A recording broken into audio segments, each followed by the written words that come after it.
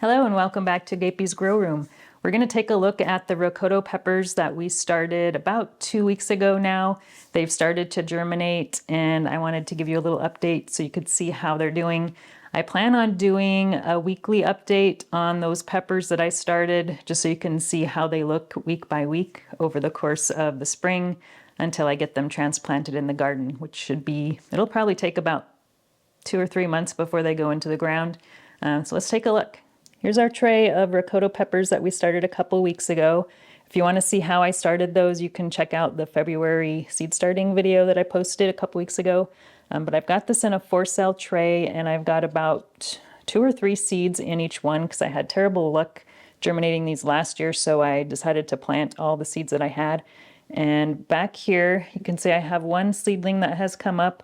Unfortunately, the seed is stuck to the top of the seedling.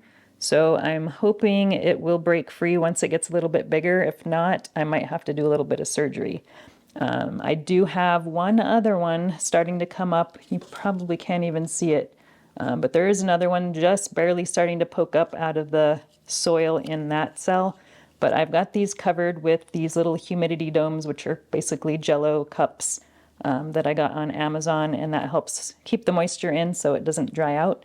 And then once they germinate, I will remove this so they get more light. I've got these under a Mars Hydro TS 1000, I believe, and I've got it set right now to about 60% power.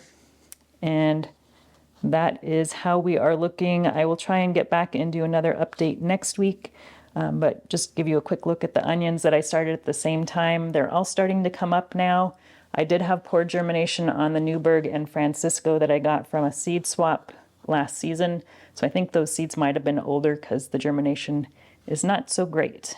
Well, that is all that's going on in the grow room right now. So I, again, will try and do an update for you again next week.